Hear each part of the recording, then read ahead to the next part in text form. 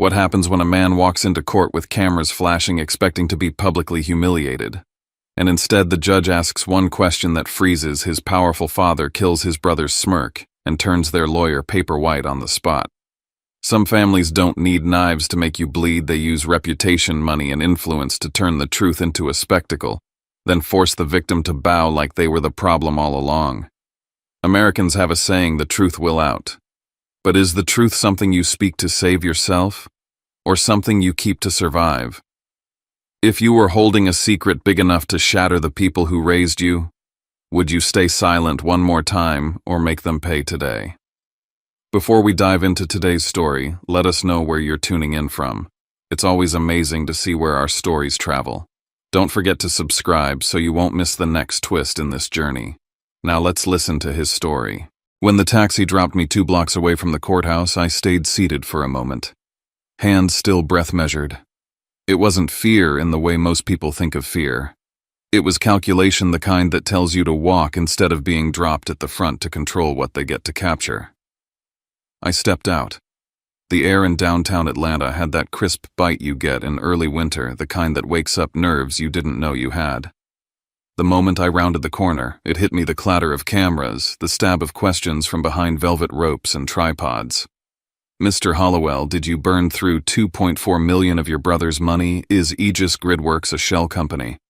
Are you dodging creditors with a fake DOE contract? I didn't flinch, I didn't slow, I didn't give them the soundbite they came for. Not today. The courthouse loomed ahead like a coliseum, federal cold, dignified in its pretense of neutrality. Inside, the scent hit first leather-binding old wood perfume that cost more than a month's rent, and the sterile bitterness of fresh printed court documents. In the marble lobby, people mingled like they were early to a charity gala. They weren't here for justice. They were here for blood. Danny Castillo, my attorney, met me inside without a word.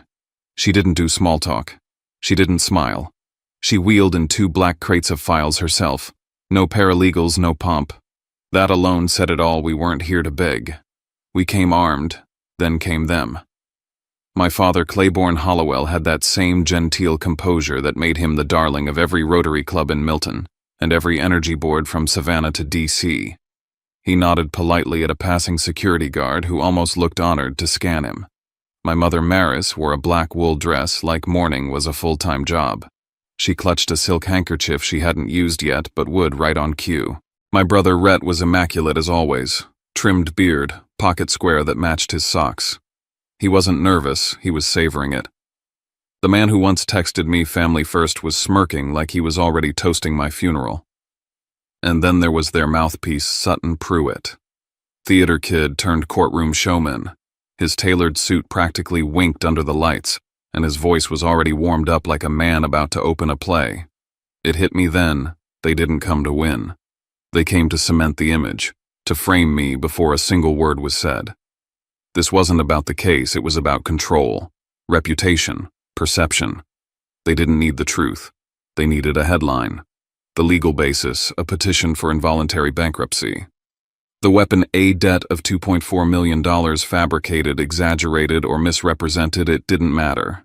If the judge bought the premise, it would trigger automatic reviews of my contracts, particularly the high-security ones with the Department of Energy. It was a strategic hit. All they had to do was convince the court I was financially unstable, that I had defrauded my own family. If that label stuck even temporarily, it would tank everything I'd built. Not just Aegis Gridworks. My ability to operate, to be trusted, to even walk into certain rooms. This wasn't just a civil claim, it was a controlled demolition of my life. But they didn't know what I had. What I'd buried so deep for 8 years it became part of my marrow. The thing I built when I disappeared. The way I restructured every public trace of my name.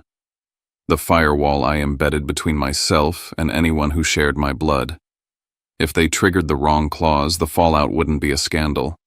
It would be federal. Still, I didn't breathe easy. Because secrets only matter if you play them at the right time. And in a room built to manipulate silence, timing is everything. Danny pulled me aside before we entered the courtroom. She looked me straight in the eye and said in a low voice, "They didn't just file a lawsuit.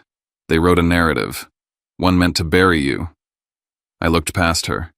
Rhett was laughing at something Sutton had said. Hands in his pockets relaxed.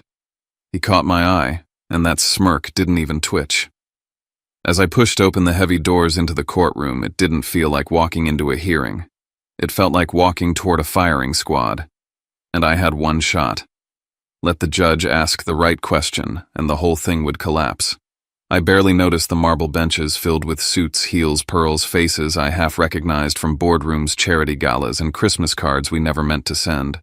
Friends of the Hollowells, colleagues, observers, gossip feeders. They weren't here to support, they were here to witness. Sutton rose like he was taking a Broadway stage. He didn't open a file. He didn't cite a statute. He just started telling a story. Your Honor, he began, voice smooth as silk. Today is not about vengeance. It's about responsibility. He painted me as a reckless son driven by ego, seduced by Silicon Valley dreams, prone to risky ventures under the illusion of genius. He said I begged Rhett, my dependable older brother, for $2.4 million to bail out a startup I couldn't manage. That within 6 months the money was gone. That I'd refused to account for it, claiming I had government contracts that somehow justified the loss. And now I was dodging repayment by hiding behind legal smokescreens. It was a performance, and my family perfectly cast. Maris dabbed her eyes with that silk handkerchief at just the right moments. Claiborne sat as still as marble, the picture of dignified disappointment. Rhett. He smiled gently like he pitied me. Sutton didn't just want repayment. He wanted blood. He requested the court recognize the debt as valid. He requested the corporate veil be pierced so my personal and business assets were fair game. He requested that a trustee be appointed to assume control of Aegis Gridworks in the interest of protecting creditors. I wanted to speak. God, I wanted to stand up and yell, there was no transfer. There was no wire. You're lying. But Danny placed her hand lightly on my wrist. Not yet. They want you emotional, she had warned me. Because if you lose composure, they win the headline, Hollowell's son melts down in court. And no one reads past that. So I sat, stone-faced. Because in a room full of actors, silence was my best weapon. Then Danny stood, and the tone shifted. She didn't argue the narrative. She dismantled the foundation. If there was a $2.4 million loan, she began, where is the bank trail? If there was a legitimate investment agreement, we should see notarized documents, routing numbers, signatures, dates, independent witnesses. If Aegis is a shell company, then why does it have delivery logs and independent audit trails from third-party vendors, including correspondence with federal agencies? She rolled over the first cart. It hit the floor with a heavy thud. Dozens of binders inside. Evidence. No stories. No tears. Paper. And that's when Sutton faltered. Danny opened one of their exhibits, alleged proof of a wire transfer. There's a discrepancy in the routing ID, she said calmly. It doesn't match the originating bank. She flipped to a timeline. And the date of this supposed transfer, it doesn't correspond to any recorded capital injection in the company's history. The courtroom didn't gasp, but the energy shifted. Sutton looked to Rhett. Rhett's smile thinned. Claiborne shifted slightly in his seat, just enough for me to notice. The cracks weren't wide, but they were there. And I began to see something that made my chest tighten in a different way. This wasn't about getting back money. This wasn't even about destroying my name. This was a cover. A performance hiding something far more volatile. Something they couldn't afford to let anyone find. I leaned back in my chair, heartbeat steady. Maybe they thought I was still the kid who'd run from a family name. They forgot what I'd been building all these years. They forgot I know how to wait. And they forgot I don't swing unless I know exactly where to hit. The moment we stepped out of that courtroom, the city of Atlanta felt colder than it should have been. Maybe it was the wind slicing down from the glass towers overhead, or maybe it was just the chill of knowing the people who raised me had signed and sealed a death sentence on my name wrapped in family smiles and notarized lies. Danny walked beside me in silence, her face unreadable, but I could feel the gears turning in her head. We didn't speak until we reached her office, where the windows were tinted against the world and the war room was already humming with quiet intensity. 13 bankers' boxes sat stacked like sandbags in the corner. Evidence, facts, paper wounds. Judge Corinne Halbrook had said little before recessing, but the tone in her voice had shifted. She was no longer listening like an outsider to a domestic tragedy. She was now reading like a prosecutor about to discover the rot. "Did you see her hand?" I asked Danny as we sat down. She nodded. Your mother froze for just a second. That second was enough. Because when Danny laid the signed agreement on the table in front of Judge Halbrook earlier that day, she hadn't just challenged the content of the contract, they'd challenged its very bones. The seal of notarization sat on the bottom corner like a quiet landmine. And the name embossed in that seal, Maris Hollowell. My mother. It was embossed cleanly, dated properly, indexed against a notary number that matched her old licensing records. It was either real, meaning she'd knowingly helped legalize a document designed to dismantle my life, or it was forged with tools only a family insider would have access to. Either way, their story broke. Victims don't notarize weapons, not against their own children. I'd watched my father lower his eyes as if someone had shut the lights inside his skull. I'd watched Rhett's smile waver for the first time since this circus began. Sutton Pruitt, their mouthpiece, had started rifling through his folders with the sudden panic of a man who realized his act was leaking from the seams. But I said nothing. I didn't need to. I'd waited 8 years for this moment. 8 years of silence. 8 years of keeping Aegis off the radar of building contracts with federal agencies under cloak and dagger conditions. 8 years of setting up infrastructure that could withstand storms, cyber attacks, grid collapse, everything but betrayal from my own blood. And now, with one misstep from their side, the stage lights were swinging away from me and toward something else. Something uglier. Something darker than a debt. Danny didn't say much as she sifted through the documents again. Instead, she adjusted the strategy in real time, restructuring the narrative, priming the judge's suspicions. Not with accusations, with patterns. The notary seal alone is enough to raise questions, she murmured. But when paired with the banking anomalies we exposed earlier, they'll say it was an oversight. Or that she didn't understand what she was stamping. She was a compliance officer for over a decade, wasn't she? I nodded. Until she retired the year I disappeared. And now she's weeping on command in federal court. Danny exhaled sharply. I don't think Judge Halbrook will buy it anymore. But Danny wasn't done. She was aiming higher than rebuttals. She was laying track for one decisive moment, the kind that couldn't be spun, sobbed through, or smeared. Let her ask, Danny muttered. Let Halbrook be the one to raise the question. What question? Who benefits if you're discredited? I sat back, chest tight. That question wasn't just legal. It was moral. It cracked through the pretty sheen of family drama and exposed the machinery underneath. They didn't want their money back. They wanted me disarmed. And the moment the judge realized that, the mask would drop. We left Danny's office just after dusk. Atlanta was wearing its evening lights like armor gold reflections off glass traffic weaving through shadows. I drove alone, windows down, thinking about how quickly a courtroom can turn into a crime scene. Not with blood, with silence, with misdirection, with names on dotted lines that were never supposed to be there. I arrived at Aegis headquarters around 8:30 p.m. The security gate recognized my license plate and buzzed me in. I parked in my usual spot but didn't get out right away. The building in front of me had always been a fortress built from grit, designed for resilience. But tonight, it felt like something else. Like a vault that had been cracked open from the inside. Inside, the lights were still on. A few staffers lingered, project managers, engineers, our compliance lead. Familiar faces, all of them. People who'd stayed up nights to meet deadlines. People who'd trusted me enough to follow when I said, keep your heads down. It's not time yet. But someone had talked. Someone had leaked internal deployment code names. Someone had slipped classified phase schedules into the enemy's hand and made forged documents look real. And that someone wasn't outside the building. that someone was here.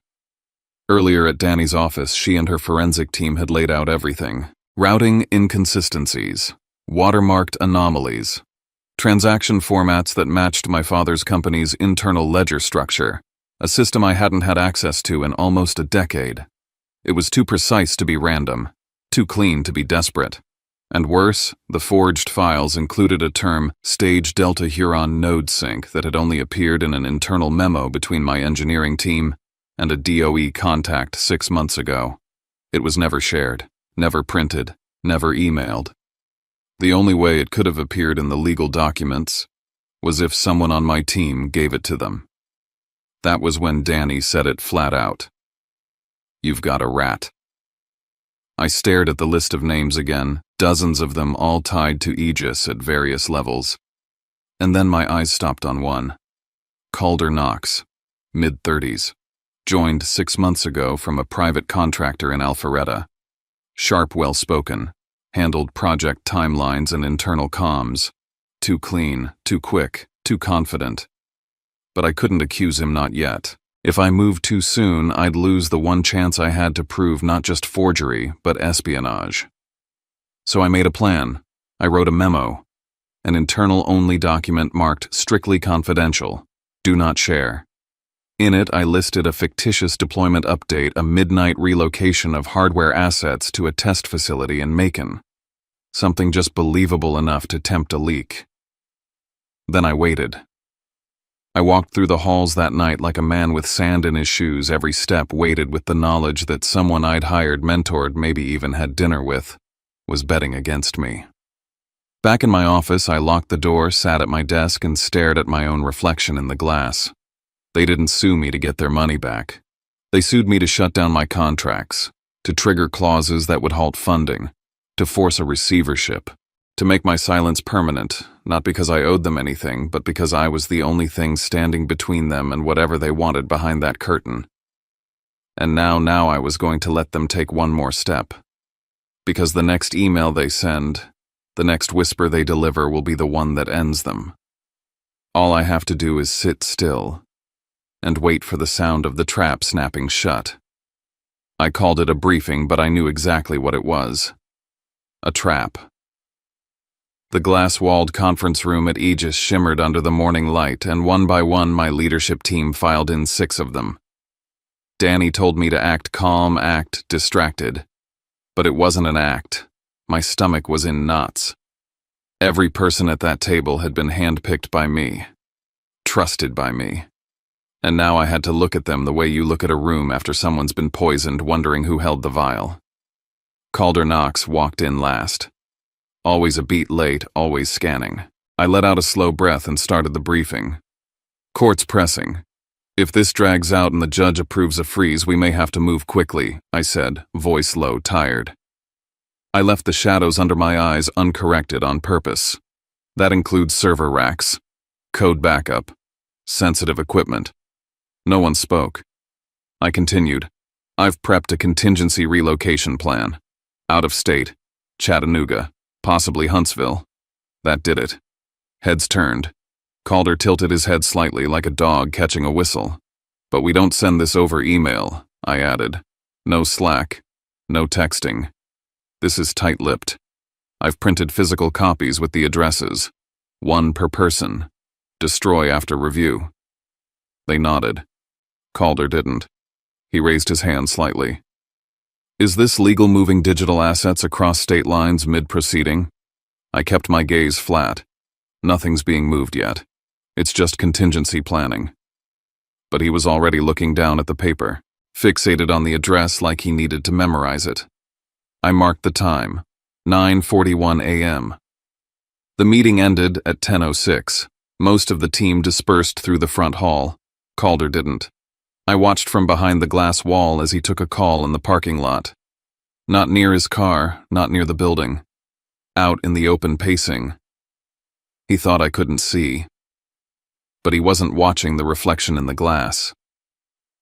By noon the next day, Danny's voice cut through the speaker on my phone like a blade. They filed for a TRO. My heart thudded. Based on what she didn't even pause, They claim you're trying to offload or relocate digital assets across state lines. They submitted a sworn statement citing intelligence that assets were moving to Chattanooga. I sat down. Hard. That address wasn't in a single database, wasn't on a single hard drive. It existed only on that slip of paper and in my voice during the meeting. They bit, Danny said. We've got them sourcing internal info illegally. I exhaled. They didn't even wait. Exactly. Their emergency filing is now our exhibit, but that wasn't the end. That night my phone rang again. A different tone. An unfamiliar number. Mr. Vance. The voice was clipped suspicious. This is Paul Hinton with Marcona Utilities. We received a court notice this morning about a federal trustee being assigned to Aegis. The sender included a request to grant admin credential access root level for site verification. What email address he read it out. It was close. Clean. Looked official. But the signature line gave it away. Trustee designate. Office of Infrastructure Oversight. No such office existed. I stood heart-pounding. Do not click anything. Do not respond. Lock down system access now. I called Danny before I could breathe. They're spoofing the court. They're targeting clients. Her voice turned lethal. Send me the headers, all of them. My brain was doing loops. This wasn't just legal anymore. This was infiltration. They didn't want money. They wanted collapse. And they wanted it fast. The next morning I walked into Aegis like nothing had happened. Calder was already at his desk. Calm, typing, smiling at the interns. I dropped a folder onto my own desk with a thud that echoed louder than it should have. Inside was the forged email. In black and white now, I told Danny over the line. And it's going to court. She paused for a long second. Then good. Print that. And don't just bring it. Slam it. I didn't answer right away. I was still watching Calder through the glass. He looked up. He didn't smile. Camera flashes started the moment I stepped onto the courthouse steps. The first time this happened, I'd flinched, wished for vanishing powder. But not today. Today I walked through the chaos like a man carrying something breakable because I was. And what they'd tried to break wasn't just me, but my company, my people. Rhett stood near the door, hands in his pockets, playing casual. My father was schmoozing someone in a tan suit. My mother wore gray, her eyes glossy again. I didn't look at them. Danny met me inside the lobby, jaw set. No contact, eyes forward. We're not giving them a damn second. The courtroom felt colder this time. Not by degrees, by intent. Sutton rose first. Same script. Like nothing had changed. Your Honor, we reiterate our petition.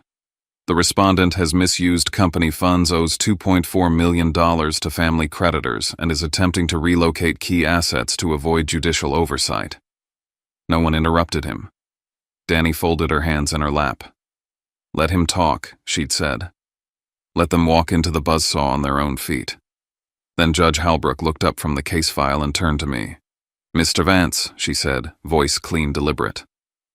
Is Aegis Gridworks currently operating under contract for any project monitored or regulated under federal infrastructure oversight? I didn't blink. Yes, Your Honor. Just like that, the room shifted. My father froze. Sutton opened his mouth and shut it again. Rhett's chair creaked as he leaned forward, the blood draining from his face. Halbrook closed the folder in front of her. Then let me ask this again, she said now to Sutton. Are you petitioning this court to seize operational influence over a federal infrastructure contractor based on a private family dispute? Sutton's voice cracked. We're merely seeking restitution that would trigger a freeze, she cut in, on a regulated project's operations. He stammered, tried to redirect. We had no knowledge, she cut him off again. Then you petitioned in ignorance, or you petitioned recklessly. Either way, the implications are now different. Danny stood calm as a surgeon. Your Honor, if I may, I have exhibits. She handed the first set to the clerk. Inside, routing numbers that didn't check out, mismatched signatures, and a notarization stamp registered to Maris Hollowell, expired for 3 years. My mother gasped. Soft. But the kind of sound you don't make unless you recognize the stamp. She tried to correct. It was an old stamp I didn't realize too late. Danny continued. Furthermore, we have an email. The judge raised an eyebrow. This was sent to a client of Mr. Vance's company. It impersonates a federal trustee, requests sensitive system credentials, references a location we now confirm was fabricated by Mr. Vance as part of an internal information leak test. She handed that over too. The judge took her time reading. Her jaw tensed as her finger paused on the phrase Chattanooga relocation. Then she looked up. You made this up, she asked me directly. I did, I replied.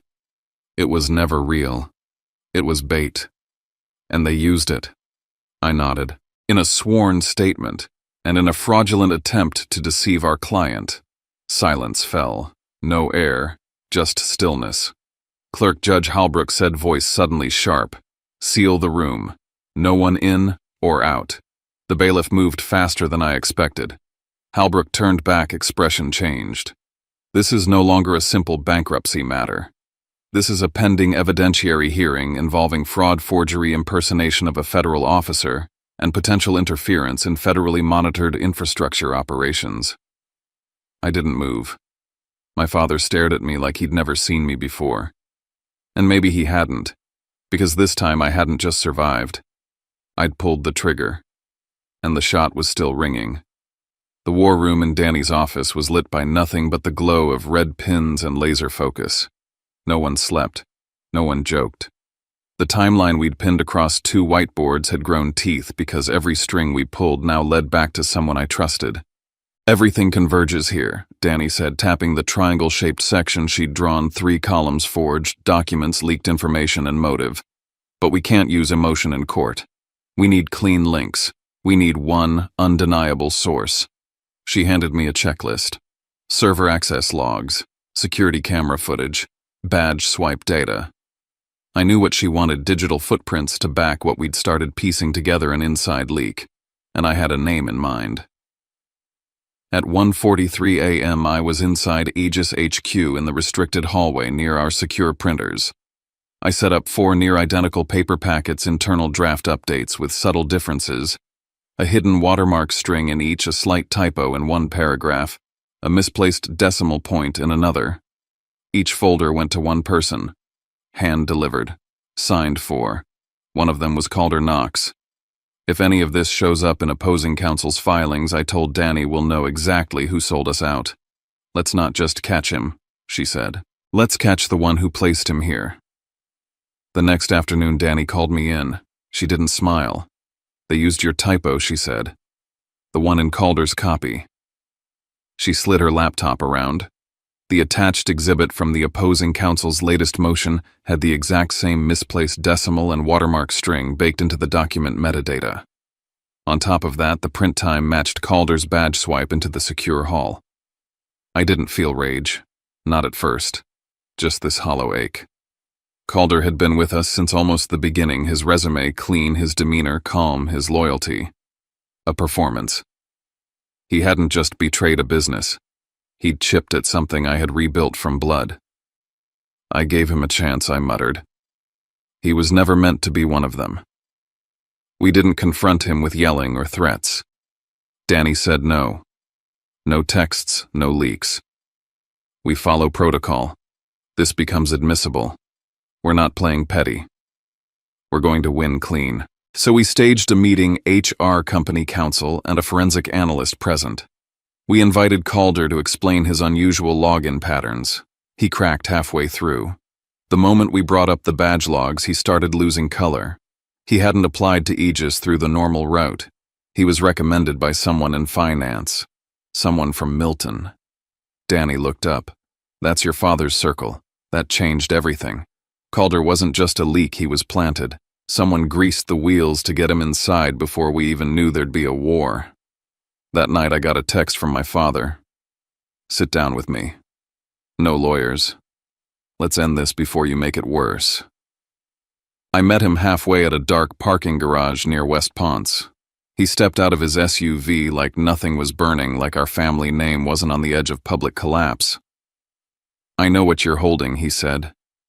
"You don't have to drag that through the mud. We can still fix this." He didn't mention money. He talked about legacy, about what a name means, about the things sons shouldn't expose. And right then I knew the truth. They feared that document more than losing the case. 8 years ago, I left Milton after a night that blew the lid off everything I thought I knew. I packed one thing in the glove box of my truck, one thing I swore never to use unless they tried to destroy me, a notarized file, something that would crumble the public image they curated. I disappeared. Changed the company name. Hid ownership. Buried myself in concrete and infrastructure because if I looked back, I'd fall apart. Now I had to unlock that vault. Before dawn, I sat across from a woman I hadn't seen in years, Sherry Lane, my father's former operations manager. She'd reached out after seeing the court coverage and hearing a name she never thought would resurface. She handed Danny a folder. "I was told to delete this file 8 years ago." I didn't. Something felt off. I thought, maybe one day he'd need it. Inside was a breakdown of asset transfers, one routed through a shell company, the other tied to my original inheritance paperwork. There were signatures. There were timestamps. And there was Rhett's name in an approval box. He'd known. We finally had the thread. My secret no longer stood alone. That evening, Danny looked me dead in the eyes. "If you put this into evidence," she said, "it becomes public, irreversible. Are you ready for that?" I nodded. Not out of revenge, out of necessity. They already crossed the line. Now they face what they built.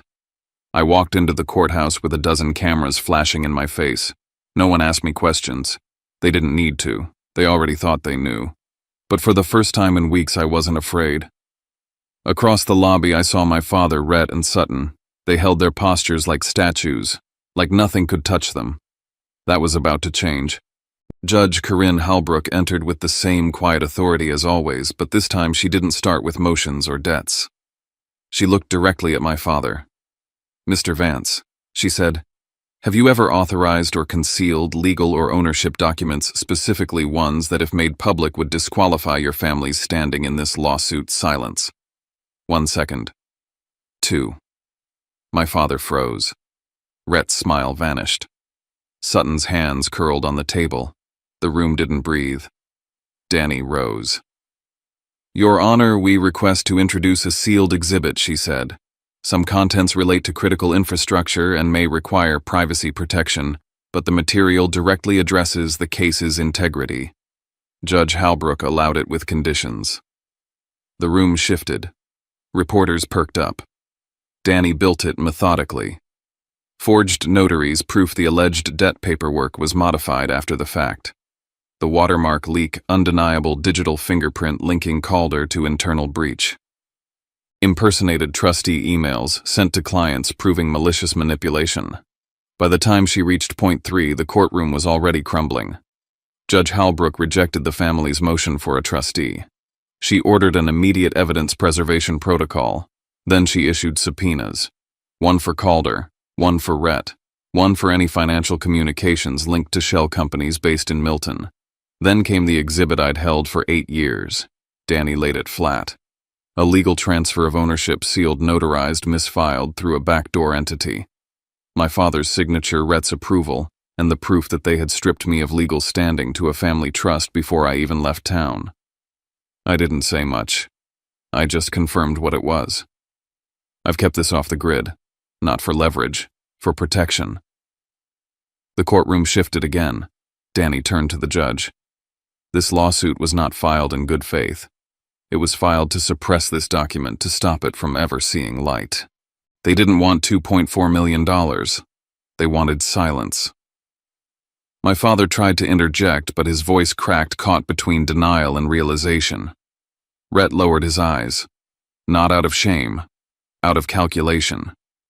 The numbers had stopped working in his favor. Judge Halbrook's ruling came in waves: motion denied, trustee petition denied, full record preservation ordered, referral to the Georgia Bureau of Investigation initiated, courtroom closed session initiated for infrastructure data integrity. We didn't cheer when we left. There were no champagne bottles, No victory speeches. I stepped out onto the courthouse steps feeling like something heavy had been cut loose. Not one, just finally released. I didn't look back. From now on, everything came through legal channels. No phone calls, no family dinners, no more second chances. Sometimes justice doesn't arrive with a bang. Sometimes it comes in a single question at the exact right moment and a truth that waited long enough to outlive the lies. Some truths don't need to be shouted or weaponized, they just need to be brought into the light at the right moment. I didn't reveal the past to hurt anyone. I did it because others had already started paying the price, their careers, reputations, even their safety, because I stayed silent for too long. And when justice spoke with just one question, I realized it's not always the loudest scream that breaks someone, but the quiet force of truth delivered with clarity. I used to think I needed acknowledgement, maybe even an apology, but I've come to understand real worth isn't in being recognized. It's in not losing yourself just because others tried to erase you. In the end, what's worth keeping isn't a family that refuses to face what they did, but the version of me who stepped into the dark and brought the truth to light. Because sometimes forgiveness isn't about letting them off the hook, it's about no longer letting them hold power over your pain. Some stories don't end with a clean victory or a dramatic apology. Sometimes they end quietly with a weight lifted, a truth spoken, and a man walking out of a courtroom not to celebrate, but to finally breathe. What we just heard wasn't about revenge, it was about reclaiming the right to stand in your own name without fear, without shame. And maybe that's one of the hardest things in life, choosing to carry your truth with dignity even when it would have been easier to bury it. We all carry something, some weight, some wound, some memory we never said out loud. And there comes a time when staying silent costs more than speaking up. That's when courage doesn't look like a fight. It looks like a deep breath, a closed door, a quiet enough. It's in those moments we remember justice isn't always about proving others wrong. Sometimes it's about proving to yourself that you never needed to disappear just to be safe. If any part of this story resonated with you and you feel like leaving a few words, we'll be here reading.